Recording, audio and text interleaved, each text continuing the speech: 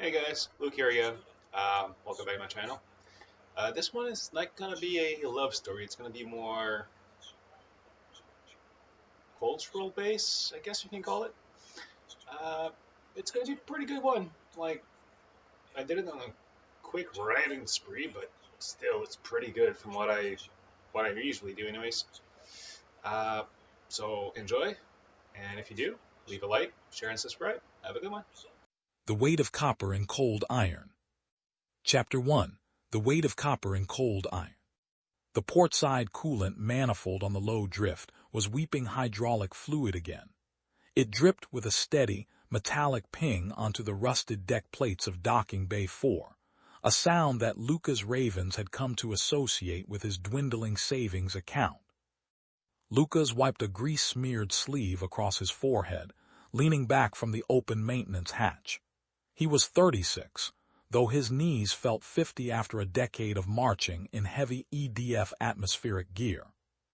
His discharge papers, tucked safely in a digital locker back in his cabin, labeled him honorably released, which was just a polite way of saying the Earth Defense Forces had no use for a logistics sergeant with a reconstructed shoulder and a habit of speaking his mind to officers who didn't like the truth. "Don't start," Lucas muttered to the ship, which responded with a low, vibrating hum from its secondary generator. The low drift was a utilitarian vessel, essentially a hollowed-out shipping container with thrust vectoring and a habit of losing cabin pressure if the seals weren't greased weekly. It wasn't fast, it wasn't pretty, but it was paid for. Mostly. A shadow fell over the maintenance hatch, blocking the harsh, orange glare of the station's sodium lights. Lucas didn't reach for the sidearm strapped to his thigh, doing that in a public port like Gravel Pit Station was a good way to get shot by automated security, but he did tighten his grip on the heavy wrench in his hand. He looked up. The being standing at the edge of his ramp was easily 7 feet tall.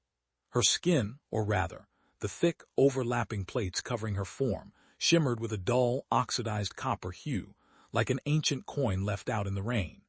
She possessed the heavy, forward-leaning posture of a predator, her chest broad and protected by a thick ridge of bone. A long, muscular tail tipped with a spade-like osteoderm rested quietly behind her, twitching occasionally to maintain her balance in the station's low gravity. She wasn't a monster, though a younger Lucas might have thought so during his first deployment. She was a Draxian, or more formally, a Vral. "You are Ravens." Her voice was a deep, subvocal rumble that Lucas felt in his teeth before he actually heard the words. It sounded like grinding stones. "Usually," Lucas said, standing up and wiping his hands on a rag. He had to crane his neck slightly to meet her gaze. Her eyes were slit-pupiled, a pale, sulphurous yellow, surrounded by dark, leathery skin.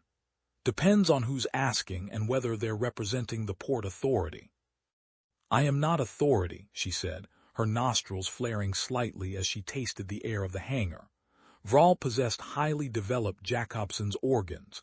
She was likely cataloging the grease, the stale oxygen, and his own sweat. "My name is Sarn. I am told you possess a vessel that does not appear on standard regional manifests." "She's registered," Lucas said defensively. "Mostly. I just don't pay for the premium transponder packages. What do you want, Sarnai?" "I require transport," Sarnai said. She stepped closer, the plates along her shoulders shifting with a dry, rustling sound like dry leaves. "To the obscured reach. Sector 7. Lucas scoffed, tossing his wrench into the toolkit. "Sector 7 is a graveyard. It's nothing but dead satellites, micrometeors, and EDF scrap patrols. There's no trade routes out there." "Which is why we will not be disturbed," Sarnai replied. From beneath her heavy, slate-colored cloak, she produced a small, metallic cylinder. She pressed a stud, and a holographic ledger projected between them. The numbers glowing in the air made Lucas's good shoulder twitch. It was more credits than he'd made in his last 3 runs combined. Enough to replace the coolant manifolds, buy a new grav compensator, and eat real food instead of reconstituted protein paste for a year. That's a lot of coin for a simple ride, Lucas said, his eyes narrowing. What's the catch? Are we hauling contraband, weapons, red-listed biosamples? I carry only myself, my personal kit, and a single chest of ancestral records, Sarnai said. Her tail gave a sharp, definitive flick against the metal ramp, ringing out like a hammer on an anvil. The danger is not what we take in, Ravens. It is what is already there.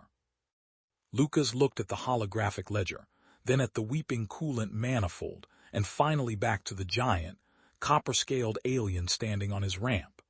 She didn't look like a criminal. She looked tired, in a way that Lucas recognized all too well. It was the posture of someone who had walked a very long distance with a very heavy burden, and had no intention of stopping until they reached the end. 2 rules, Lucas said, pointing a grease-stained finger at her. No discharging weapons on my ship, and you stay out of the engine room. I don't need your scales clogging up the intake filters.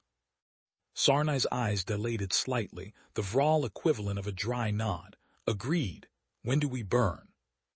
Give me 2 hours to patch the manifold, Lucas said, picking up his wrench again.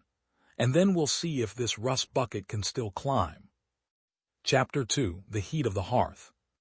The low drift did not launch so much, as it shuttered itself free of gravel pit station's docking clamps. Lucas sat in the pilot's chair, his hands moving with practiced, unthinking ease over a control console that was a patchwork of military surplus toggles and civilian touchscreens.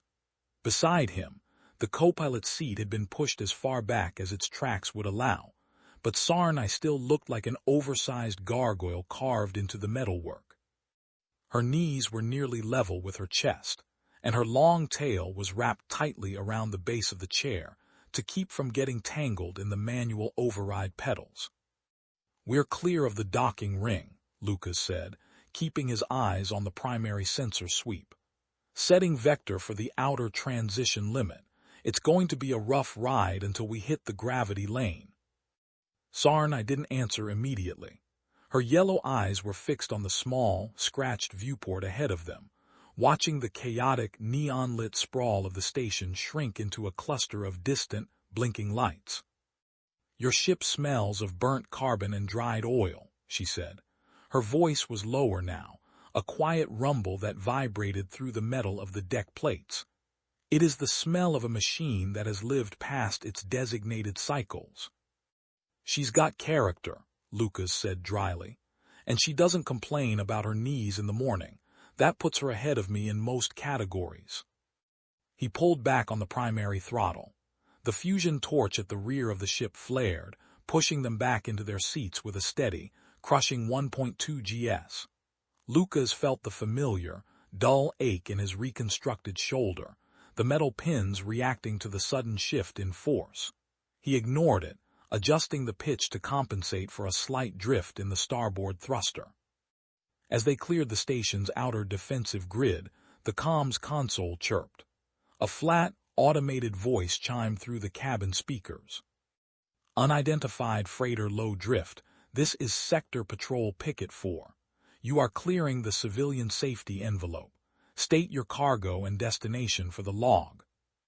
Lucas reached for the transmitter, but before he could press the key, he felt a sudden, distinct wave of heat wash over the small cockpit. It wasn't the ship's heating system. It was coming from the right. He glanced over. Sarna had gone rigid. The copper-colored plates along her neck and shoulders had flared outward slightly, exposing the dark, vascular skin beneath. A faint, shimmering haze of heat was rising from her body, warping the air around her head. Her jaw was clamped shut, her claws digging deep grooves into the armrests of the co-pilot's chair. "Hey," Lucas said, keeping his voice low and steady. "Take it easy. It's just a routine query. I've got this." He clicked the transmitter. "Picket 4, this is low drift. Cargo is low-grade mining slurry and agricultural spare parts bound for the staging depots at Vesper 9. Standard transit, non-hazardous." There was a long, agonizing pause of static. Lucas could hear Sarnai's breathing, heavy, rhythmic, and incredibly hot. The air in the cockpit was rapidly climbing past 30 degrees Celsius. Vral biology, Lucas recalled from his old EDF briefings, was highly thermoregulatory. When their adrenaline spiked, their core temperature skyrocketed to prepare their muscles for immediate, violent exertion. Acknowledged low drift, the automated voice finally replied. Your transponder is logged. Maintain your current vector until you clear the gravity lane. Safe transit. The line went dead. Lucas let out a breath he hadn't realized he was holding and flipped the comms system back to standby.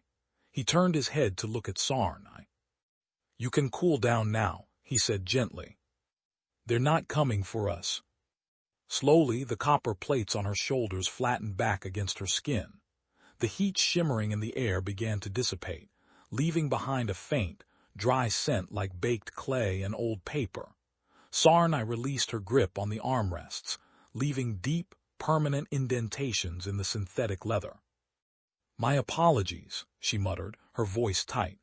The authorities of this sector do not have a reputation for leniency toward my kind. The EDF doesn't have a reputation for leniency toward anyone who isn't signing their paychecks, Lucas said, turning back to the controls. But out here, they're lazy. They don't want to do the paperwork for a routine cargo check unless they smell credits. Now, why don't you go down to the lower deck and get settled? You're going to cook my navigational computer if you stay up here. Sarnai looked at him for a long moment, her slit pupils widening slightly in the dim light of the cabin. You do not ask why they might be looking for me, she observed. I'm paid to fly, Lucas said, engaging the autopilot as they finally hit the gravity lane, and to keep my mouth shut. As long as whatever's in that chest of yours doesn't start eating through the hull, we don't have a problem. Sarnai unbuckled her harness, her massive frame shifting with a surprising, quiet grace. It will not eat the hull, she said, her tail brushing against his chair as she turned toward the companionway. But it may draw those who would. Chapter 3. Copper Tablets in Cold Iron. 3 days into the deep space transit, the silence of the low drift became its own presence.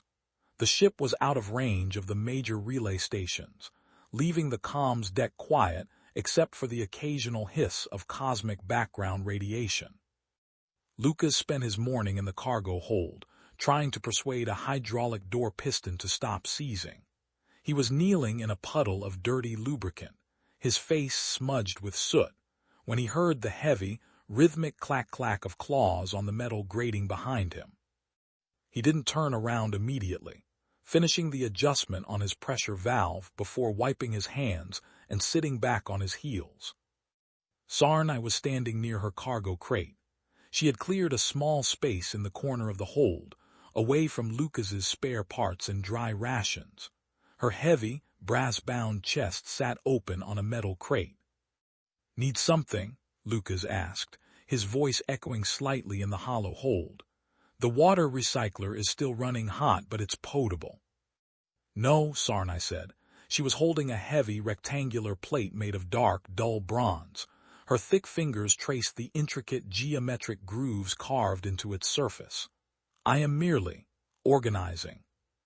Lucas stood up, his knee joint popping with a dull sound that made him grimace. He walked over, keeping a respectful distance. What are those? Your records. They are Vralkesh, she said, her deep voice softer than usual. The lineage plates of the House of Gara. They are carved from the mineral deposits of our ancestral nesting grounds.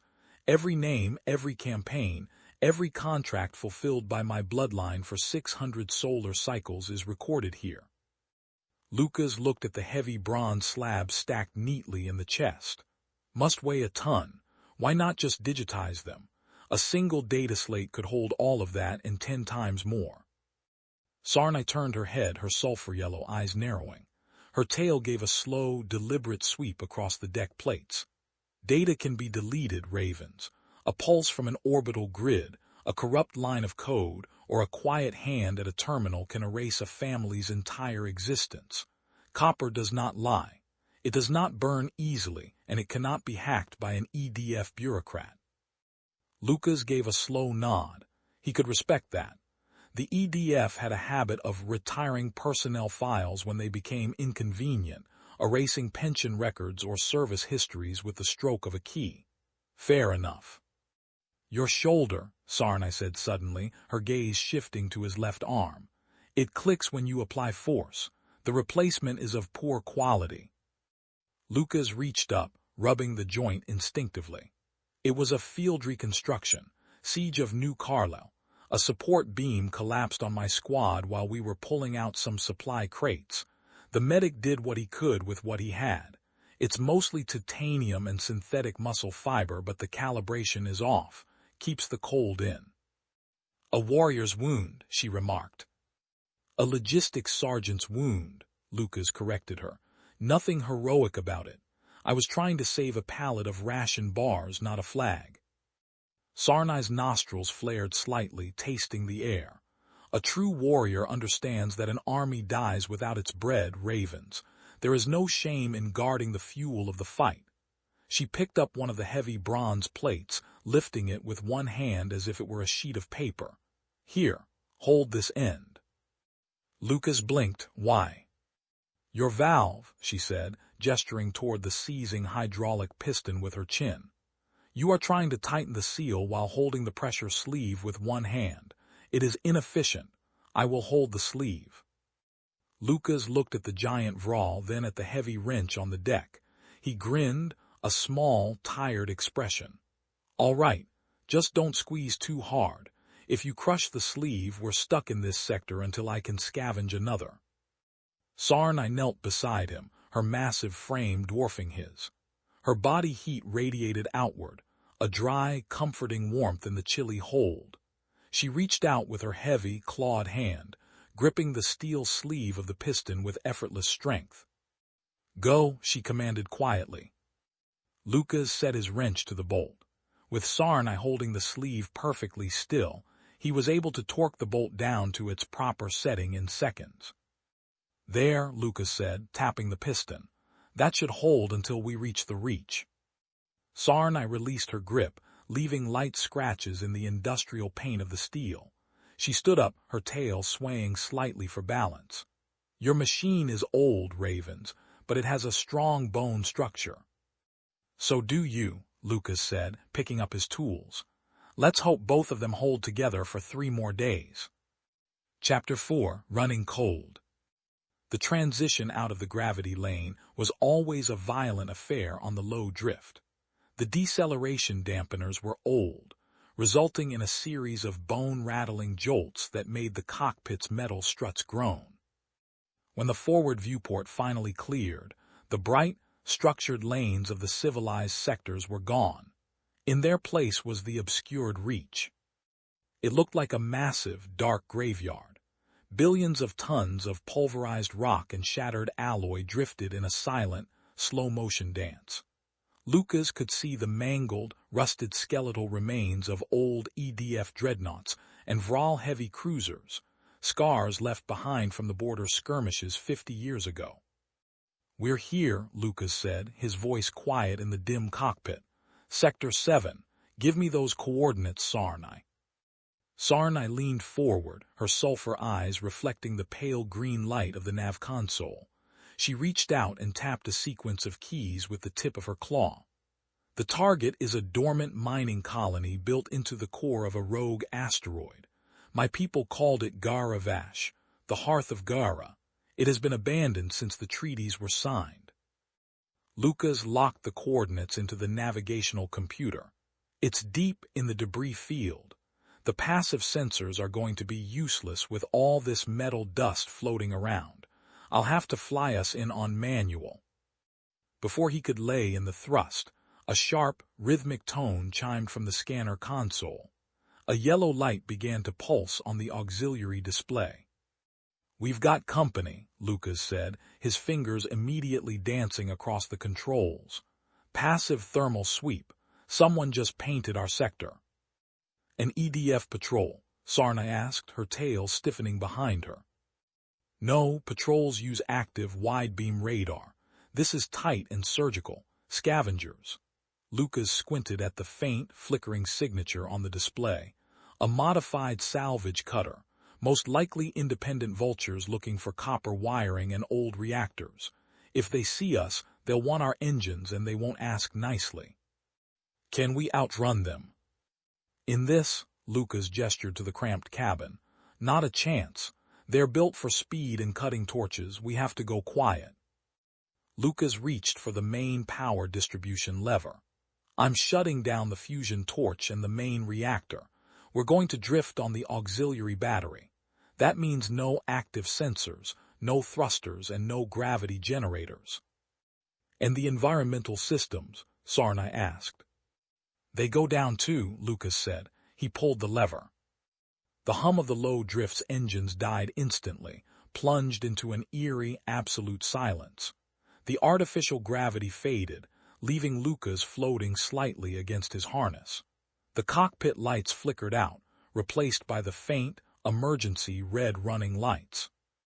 But the most immediate change was the temperature.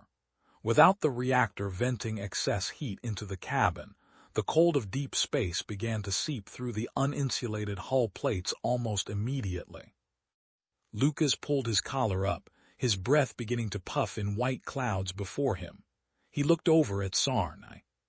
For Avral, the sudden drop in temperature was more than an inconvenience. It was a physical threat. Sarnai's scales began to lose their warm copper luster, turning a dull, matte gray. Her movement slowed, her heavy eyelids drooping as her metabolism instinctively tried to conserve heat. She curled her tail tightly around her torso, her massive chest rising and falling in slow, shallow breaths. "Hold on," Lucas whispered. Through the viewport, the scavenger cutter drifted into view. It was a jagged, ugly needle of black iron, its searchlights cutting through the dust like high-intensity lances. It passed less than 2 kilometers from the low drift, its active scanners sweeping right over their cold, silent hull. To the scavenger's instruments, the low drift was just another dead piece of EDF scrap, floating aimlessly among the ruins of a forgotten war. For 3 agonizing minutes, they drifted. Lucas watched the scavenger ship's thruster trails fade into the dark. Only when the yellow warning light on his console finally went dark did he throw the primary lever back up. The reactor roared back to life with a mechanical shriek. The heat vents kicked in, blowing warm, stale air into the cockpit. Sarnai let out a long, ragged, shuddering breath, her scales slowly regaining their warm, metallic sheen as her core temperature stabilized. She looked at Lucas, her eyes wide. "You took a great risk," she rumbled, her voice slightly raspy from the cold. "If they had decided to salvage us anyway." "They didn't," Lucas said, his hands back on the helm as he steered the ship deeper into the debris. "In my experience, scavengers are lazy. They want easy targets, not cold iron." He pointed through the viewport, where a massive, cratered asteroid was slowly emerging from the dust. "There's your hearth, Sarnai. Let's get down before anyone else decides to look our way." Chapter 5: The Halls of Bronze. The landing bay of Garavash was a deep, jagged scar in the asteroid's side, shielded from the vacuum of space by a flickering, low-intensity atmospheric containment field that had somehow survived 50 years of neglect. The low drift settled onto the dusty stone pad with a heavy groan of its landing struts. Outside, the hangar was dark, illuminated only by the faint, eerie blue glow of the containment field and the ship's forward spotlights. Lucas stood in the airlock, sealing the collar of his worn EDF environmental suit. The suit was a relic of his service days, patched with gray polymer adhesive over the thigh and shoulder, but the seal was airtight. He checked the oxygen pressure on his wrist display, then picked up his sidearm, a standard-issue kinetic pistol, and slid it into his holster. Beside him, Sarnai was preparing. She didn't wear a full suit. Her thick, overlapping scales and dense musculature could withstand the low pressure and extreme cold of the dormant outpost for short periods. Instead, she wore a heavy, pressurized breathing mask that strapped securely over her snout, connected to a compact oxygen tank on her back, and a thick thermal wrap around her torso to keep her core temperature from dropping. She carried her heavy lineage chest in one massive arm, as if it were a toolbox. "Atmosphere out there is thin, mostly nitrogen and carbon dioxide," Lucas said through his helmet comms, his voice sounding tinny in their shared frequency. "And the gravity is barely 0.1. Watch your step. If you kick off the ground too hard, you'll be drifting to the ceiling." Sarnai adjusted her mask, her sulfur eyes peering through the protective glass lens. "I am aware of the physics of my ancestors' strongholds, ravens. Open the hatch." The airlock hissed, venting the remaining cabin pressure before the outer door slid open.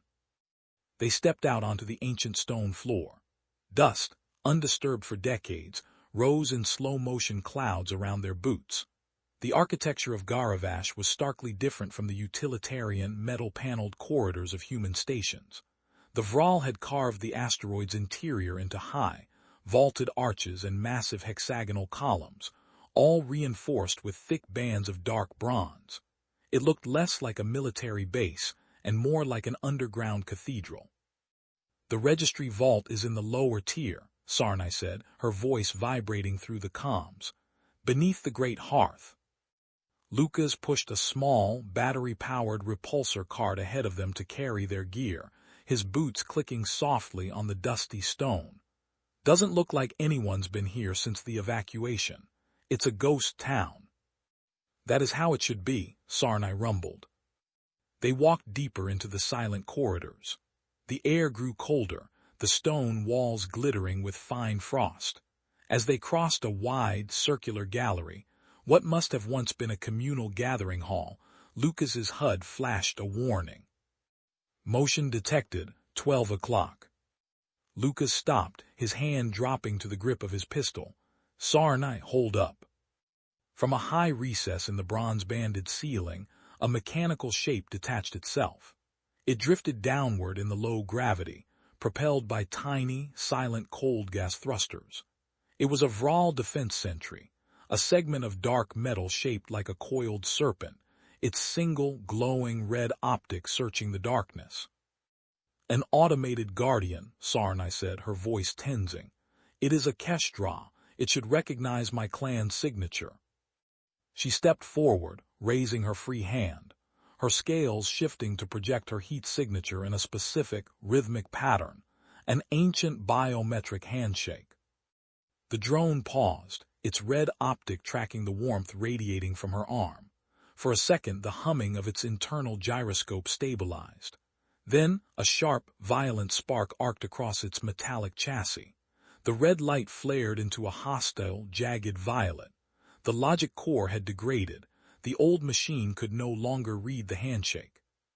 The drone's underbelly weapon mount rotated, a high-frequency cutting laser beginning to hum with energy. "Down," Lucas yelled. He lunged forward, grabbing Sarnai's thermal wrap and pulling her toward the cover of a massive hexagonal column. The low gravity made the movement clumsy, sending them both sliding across the dusty stone just as a blinding beam of violet light sliced through the air where they had been standing. The laser struck the repulsor cart, instantly bisecting the battery pack in a brilliant shower of sparks and white smoke. "The cart is gone," Lucas hissed, drawing his pistol. "Can we shut this thing down?" "Its casing is armored," Sarnai replied, her voice tight as she pressed her back against the stone column. "Standard kinetic fire will not penetrate. We must destroy the drive core on its underside." The drone swept around the column, the violet laser cutting a deep, glowing red trench into the ancient masonry. Stone dust erupted into the air, obscuring their vision. Lucas took a deep breath, his EDF training kicking in. He didn't have the strength to fight a Vral machine head-on, but he had spent 10 years learning how to exploit blind spots. "Sarnai, when I draw its fire, you get above it. Can you jump that high in this gravity?" Sarnai looked up at the high bronze arch above them. "I can." "Go on 3, Lucas said, leaning out from the cover. 1, 2, 3. Lucas stepped into the open, raising his kinetic pistol and firing 3 rapid shots. The heavy slugs slammed into the drone's armored faceplate with loud, metallic clangs. The kinetic energy didn't damage the machine, but the impact was enough to throw its stabilizers off balance, tilting its optical sensor upward. The drone spun, its laser tracking toward Lucas. Above, Sarnai launched herself from the stone floor. In the low gravity, she moved like a falling boulder, her massive form dropping directly onto the drifting machine. Her heavy, clawed feet slammed into the drone's chassis, pinning it to the dusty floor. The drone thrashed, its cold gas thrusters firing wildly. Sarnai reached down with both hands, her copper-scaled arms straining as she gripped the machine's thruster housing. With a guttural roar that vibrated through the floorboards, she tore the drive core clean out of the drone's underbelly in a spray of dead hydraulic fluid and severed wires. The drone went limp, its red optic flickering twice before fading into darkness. Sarnai stood over the ruined machine, her chest heaving as she vented heat through her collar. She looked down at the severed core in her hand, then at Lucas, who was slowly lowering his pistol. "Nice drop," Lucas said, his heart hammering against his ribs. Sarnai tossed the core aside. "Your distraction was adequate." "Ravens." She picked up her lineage chest, which had slid safely into a corner during the scuffle. "Let us find the vault before more of my ancestors' toys wake up." Chapter 6: The Record of the Lost. The air grew progressively thinner as they descended into the lower levels of Gara Vash. Lucas's environmental suit kept a steady, automated hiss of oxygen flowing into his helmet, but he could see Sarnai's chest moving in deeper, more deliberate cycles. The cold here was absolute, freezing the moisture in the air into a fine, crystalline fog that drifted lazily in the low gravity. They reached a massive, circular archway. Unlike the rough-hewn stone of the upper corridors, this portal was made of a dark, polished basalt, flanked by 2 towering statues of Vral warriors carved in deep relief.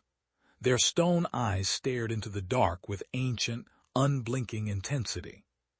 Sarnai stopped before a heavy bronze door.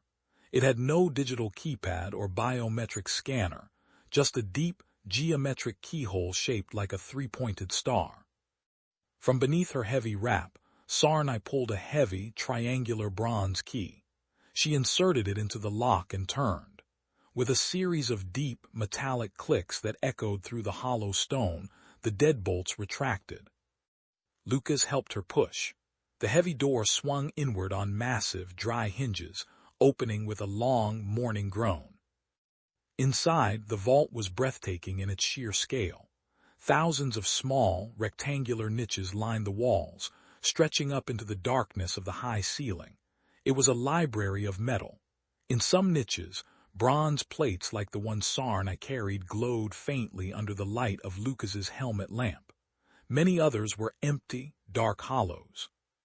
"It is the Hall of the Unbroken," Sarnai whispered, her voice carrying a rare, raw edge of emotion. "Every house of the outer colonies has a space here, or did before the fall." Lucas set down his toolkit. "What happened to them, Sarnai? The records I read in the EDF databases just said the sector was evacuated after the treaties." Sarnai walked toward a raised stone dais in the center of the room. It held a heavy, hexagonal console made of brass and dark glass. "The databases of your people write history with a broad brush, Ravens," she said, her fingers brushing the dust from the console. "There was no orderly evacuation. There was a purge. The Central Vral High Council declared our houses Keshral traitors to the bloodline, because we refused to yield our trade routes and our worlds to the military junta." She looked down at the bronze plates in her chest. "They wanted to turn our history into scrap metal. They wanted us forgotten. My family died defending the foundry where these plates were cast." "And you?" Lucas asked quietly. "I was a pilot," she said. "I was away when the orbital bombardment began. When I returned, there was only ash and copper ore. I gathered what remained of our lineage and fled." She looked up at the empty niches. If these plates are not registered in the ancient archive of Garavash, our line legally ceases to exist. My ancestors' names will be erased from the great ledger of our people. Then let's get them registered, Lucas said, stepping up to the console. He wiped a thick layer of dust from the screen, but it remained dark. We have a problem, though. The archival core is dead. No power. Sarnai's tail gave a sharp, frustrated flick. The main reactor must have decayed past its operational limit. Probably, Lucas agreed. He knelt beside the console, opening the maintenance panel. But these old systems usually run on an independent battery backup for emergency logs. If I can bridge the gap from my suit's auxiliary battery, we might get just enough juice to run the optical reader and lock the plates in. He pulled a set of cables from his toolkit. He had to work carefully. His gloved hands were bulky, and his bad shoulder twinged with every reach. He stripped a pair of ancient, copper-wound wires and spliced them into his suit's external power output. "This is going to drain my suit's emergency life support," Lucas muttered, his eyes on his HUD. "I'll have about 15 minutes of oxygen left in the primary tank before I have to rely on the manual reserve. We need to make this quick." He flipped the toggle on his chest plate. A high-pitched, warbling hum filled the small room as power surged from Lucas's suit into the console. The dark glass screen flickered, glowing with a pale, amber light. Rows of ancient Vral script cascaded down the display. "It is active," Sarnai said, her voice tense. She quickly began sliding the bronze plates into the console's optical reader one by one. The machine groaned, its internal brass gears turning slowly as it scanned the deep, geometric carvings and logged them into the asteroid's deep, subterranean data vaults. Work-lack. 5 minutes, Lucas said, his breathing becoming heavier as the suit's heating elements shut down to conserve the remaining power. The cold was beginning to bite through his thermal underlayers. "Hurry, Sarnai." She slid the 5th plate in. The console beeped, a green rune appearing on the screen. Work-lack. Suddenly, Lucas's helmet HUD flashed a bright, warning red. A sharp, rhythmic tone chimed directly in his ear. It wasn't a warning about his oxygen.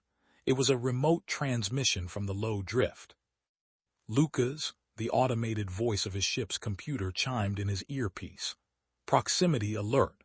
Hangar bay doors have been breached. Hull integrity intact, but external airlock overrides have been bypassed. Unidentified personnel have entered the vessel." Lucas looked up, his face pale behind his visor. "The scavengers," he whispered. "They didn't just pass us. They waited until we landed, and now they're on my ship." Chapter 7. The Recoil of Iron. "Sarnai," Lucas said, his voice tight as he yanked the power cables free from the Vral console. The amber screen flickered once and died, plunging the vault back into darkness, saved only by his helmet light. "We have to go. Now." "The final plate," she rumbled, her voice vibrating through the comms. "It is registered. The archive is sealed." She turned, her massive form cast in stark shadows.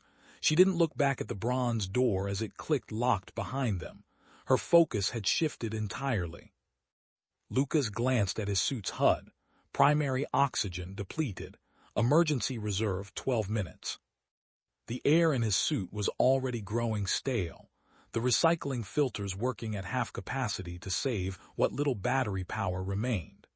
His fingers were stiff with cold, but he managed to check the action on his kinetic pistol, pulling the slide back just enough to ensure a round was chambered. "How many?" Sarnai asked as they climbed the steep, spiral ramp toward the upper levels. Her movements were faster now, her body heat rising again as her adrenaline spiked. "The low drift has a basic security log," Lucas said, his breathing shallow to conserve oxygen. 3 distinct biosigns boarded through the main hatch. There might be more waiting in the hangar. They'll be looking for valuables, copper wiring, fuel rods. If they find my reactor core, they'll tear it out and we're stuck here forever. They reached the top of the ramp.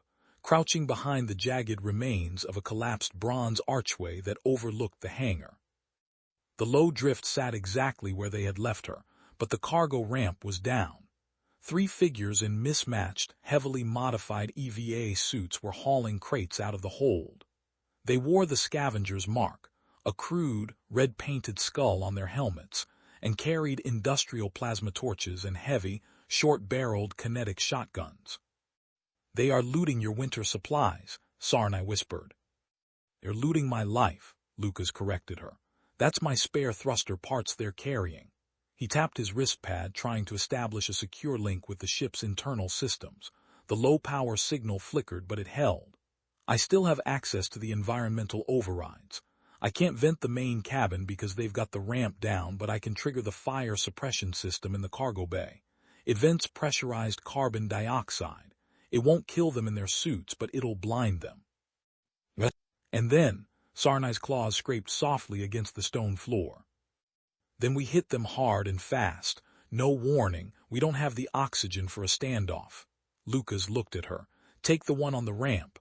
I'll handle the 2 in the bay." Sarnai gave a slow, predatory nod, her sulfur eyes narrowing. Lucas tapped his wrist pad. In the hangar, a loud, metallic hiss erupted from the low drift's cargo bay. A massive cloud of freezing, pressurized carbon dioxide vapor billowed out of the open ramp, instantly engulfing the 3 scavengers in a thick, blinding white fog. "Go," Lucas hissed. Sarnai launched herself from the stone archway. In the low gravity, she descended like a falling anvil, crossing the distance in a single massive leap. She slammed into the scavenger standing on the ramp, her copper-scaled shoulder driving the man into the metal deck with a sickening, hollow crunch. His shotgun clattered away, spinning across the ice-slicked floor. Lucas sprinted forward, his boots clicking hard on the stone. He entered the freezing fog, his helmet's infrared sensor highlighting 2 heat signatures scrambling inside the cargo bay. "What the hell is?" one of the scavengers yelled over an open local frequency. Lucas didn't let him finish. He raised his pistol and fired twice. The heavy kinetic round slammed into the first scavenger's chest plate. The kinetic impact threw the man backward into a stack of storage crates, his plasma torch slipping from his grip and cutting a wild, melting scar across the deck plates. The second scavenger spun, his short-barreled shotgun rising through the fog. Lucas's bad shoulder flared with pain as he tried to bring his pistol to bear, his reflexes a fraction of a second too slow. Before the scavenger could pull the trigger, a massive, copper-scaled hand erupted from the fog. Sarnai grabbed the barrel of the shotgun, her thick claws twisting the steel with a screech of groaning metal.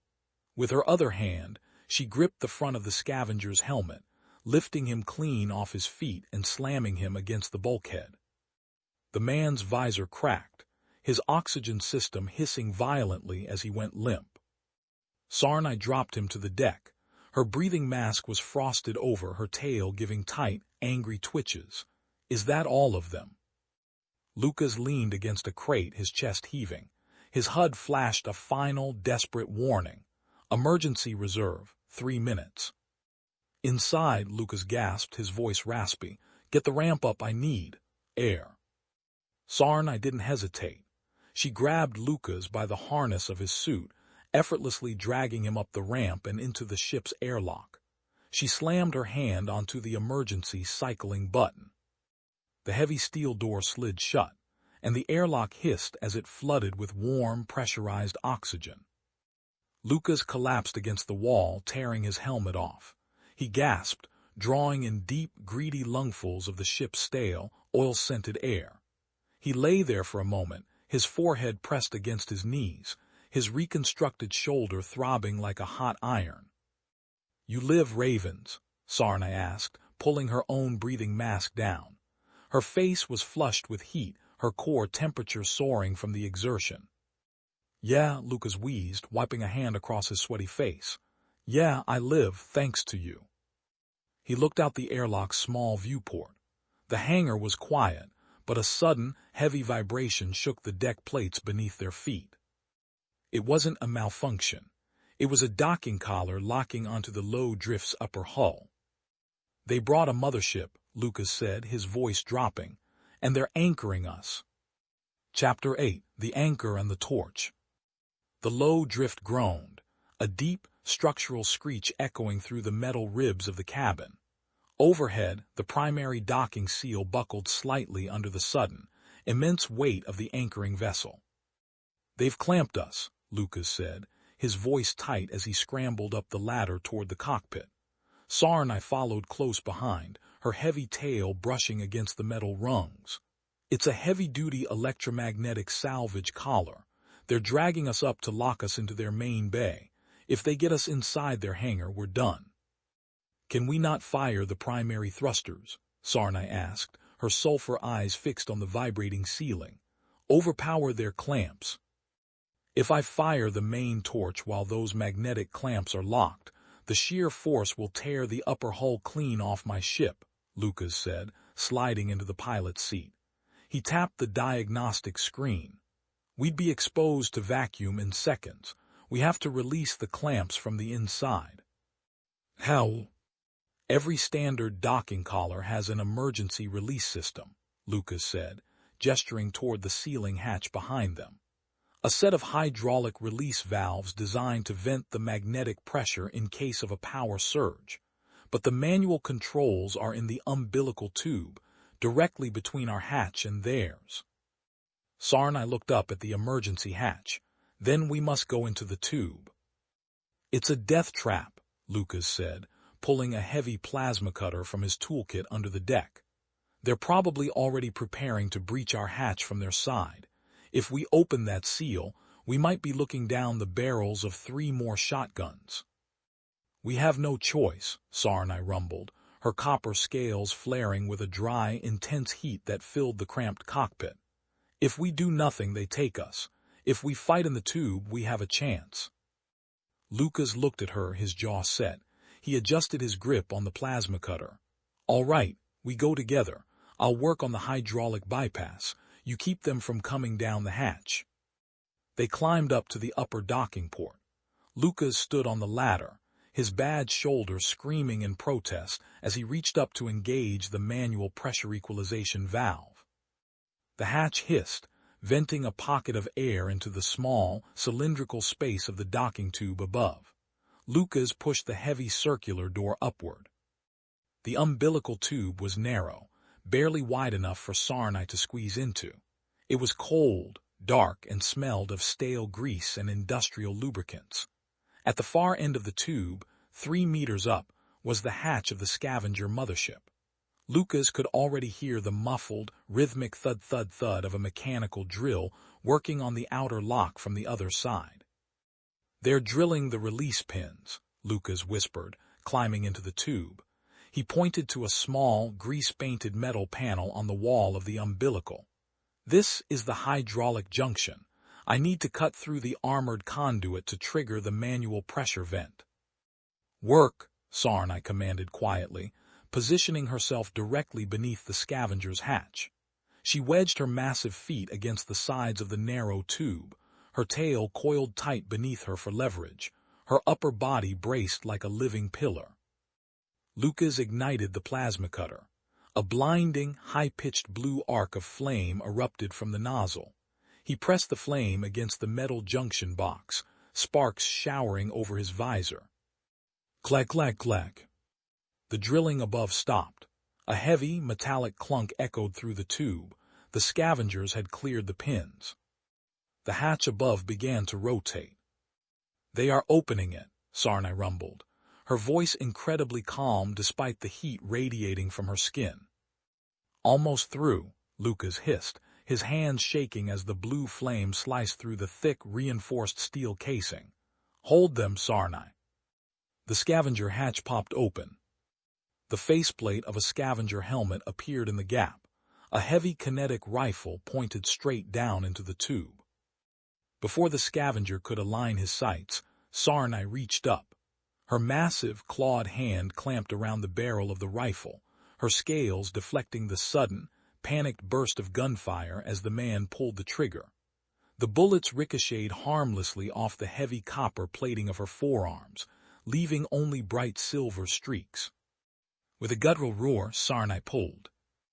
The scavenger was dragged halfway through the hatch, his helmet slamming hard against the steel frame. Sarnai didn't let go, using her immense strength to jam his body into the opening, completely blocking the hatch and preventing the other scavengers behind him from aiming down into the tube. "Ravens," she snarled, her muscles bulging as the scavenger thrashed and screamed in his suit. "Now." Lucas threw the plasma cutter aside and grabbed a heavy steel pry bar from his belt. He jammed it into the severed hydraulic line, leveraging his weight against the manual release valve.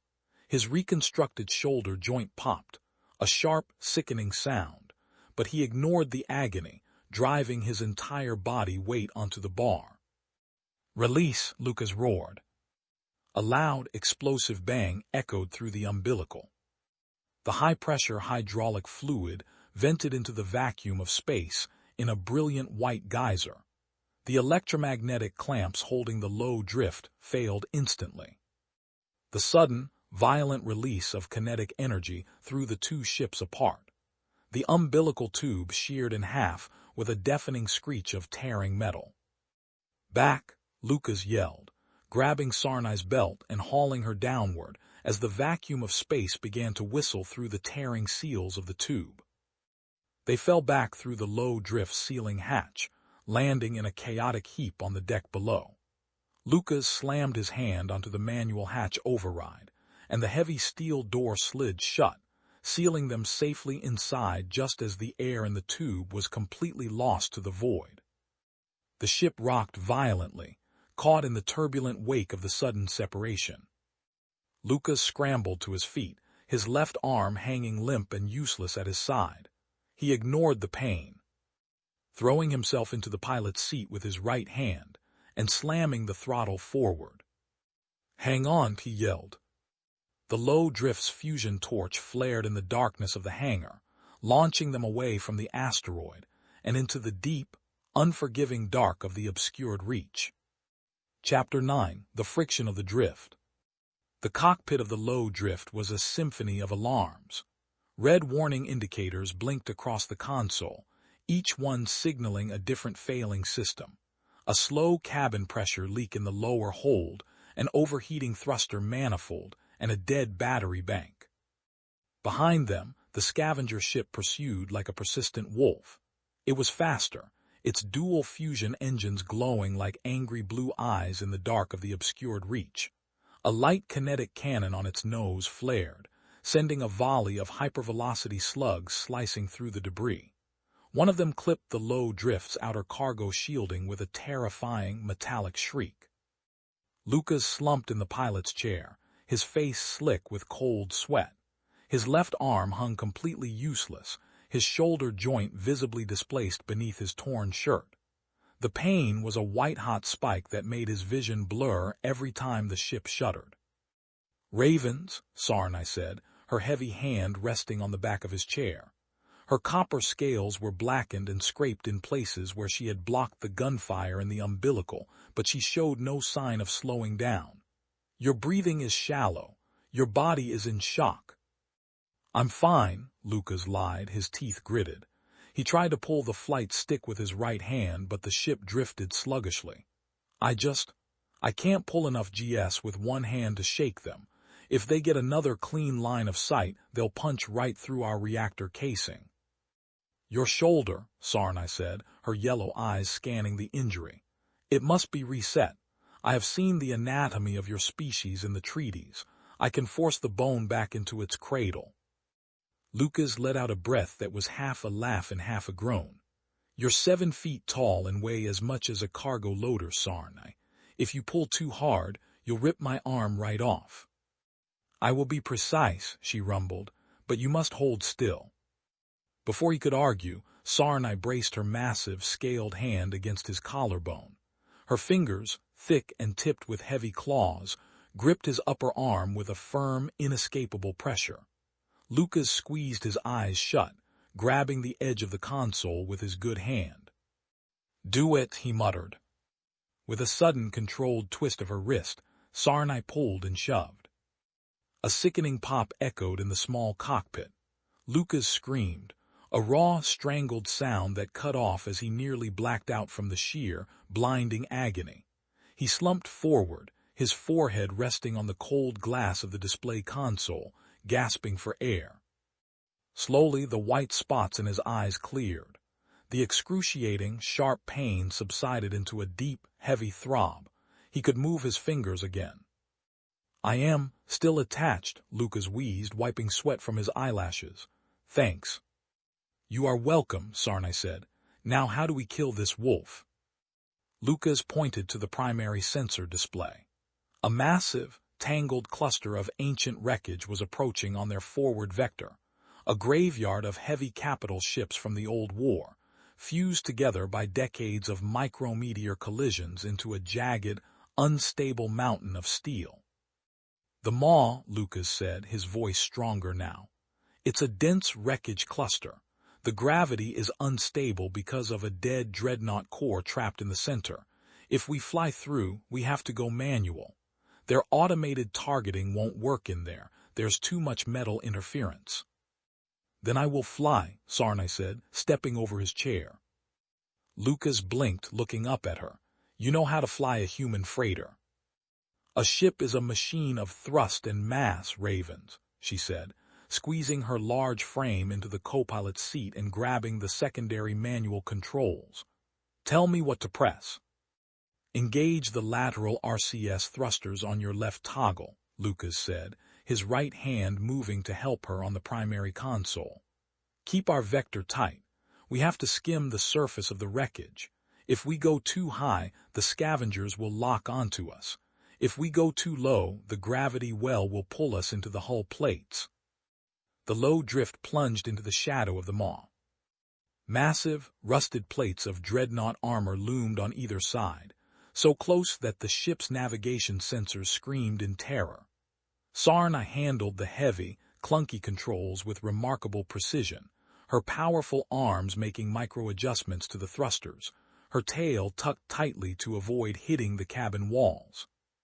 Behind them, the scavenger ship entered the cluster, its searchlights cutting wild, erratic paths through the dark. It was faster, but its pilot was hesitant, braking constantly to avoid the drifting debris. "They're gaining, but they're scared," Lucas said, watching the distance close on the radar. "We need to give them a reason to turn back. Sarnai, do you see that ruptured fuel conduit on the dead cruiser ahead?" A massive, torn pipe of frozen deuterium fuel protruded from the wreckage of an old EDF cruiser directly in their path. "I see it," she said. "We're going to pass right under it," Lucas said. "As soon as we clear the pipe, I want you to fire our rear RCS thrusters, all of them, at 100%. Sarnai didn't ask questions. She braced herself. The low drift roared beneath the massive, frozen pipe. The instant they cleared it, Sarnai slammed the thruster toggle forward. The rear maneuvering thrusters flared with superheated gas. The violent blast struck the ancient, brittle deuterium conduit. The frozen fuel, unstable after decades of exposure to cosmic radiation, reacted instantly to the thermal shock. A silent, blinding explosion of white-hot gas and metal shards erupted behind them, completely cutting off the corridor. The scavenger ship, caught too close to the blast, was engulfed in the expanding cloud of debris. Lucas watched his radar as the hostile signature spun out of control, its engine sputtering and failing as it slammed heavily into the side of a drifting hull plates. The signature stopped moving, its power grid failing. It was disabled, trapped in the dark of the maw. Lucas let out a long, ragged breath, letting his head fall back against the headrest. The low drift cleared the edge of the wreckage cluster, entering the quiet, empty void of deep space once more. "We did it," Lucas said, looking over at Sarnai. Sarnai slowly released her grip on the controls, her scales cooling as her adrenaline began to recede. She turned her sulfur eyes to him, a faint, rare expression of pride softening her reptilian features. We are a good crew, Lucas Ravens, she rumbled. Yeah, Lucas said, nursing his throbbing shoulder. Yeah, we are. Now let's find a quiet place to patch this ship before she falls apart. Chapter 10, The Ledger of the Drift. The low drift limped into the landing bay of the Drift Forge, a crumbling, independent freeport built into the hollowed-out shell of a dead iron asteroid on the very fringe of the civilized sectors. It wasn't fancy. The station's atmospheric filters smelled of old grease, and the artificial gravity fluctuated by a fraction of a percent every 10 minutes, but it was far from the reach of both the EDF patrols and the scavenger clans. Lucas brought the ship down with a heavy, ungraceful bump. He sat in his chair for a long minute after the engines went cold, his hands resting on the control panel. His left shoulder was heavily bandaged, wrapped in a tight compression sling he'd constructed from cargo straps, but the dull ache had settled into something manageable. Beside him, Sarnai unbuckled her harness. The silence of the cabin was different now. It wasn't the tense, freezing quiet of running from scavengers. It was the heavy, restful silence of a long journey finished. We are down, she said, her deep voice rumbling softly in the small cockpit. We are, Lucas agreed, turning to look at her. Hangar fees are paid for a week.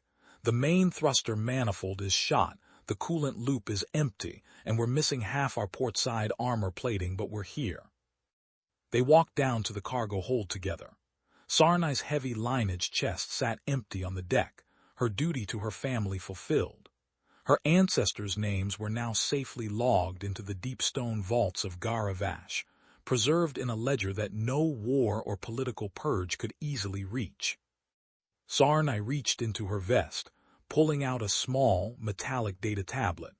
She tapped the screen, transferring the final installment of the credit ledger to Lucas's personal account. Lucas's wristcom chimed, confirming the transfer. The number was more than enough to rebuild the low drift from the inside out, with enough left over to buy actual food and medicine for a very long time. Our contract is complete, Lucas Ravens, Sarnai said. Her sulfur eyes fixed on him.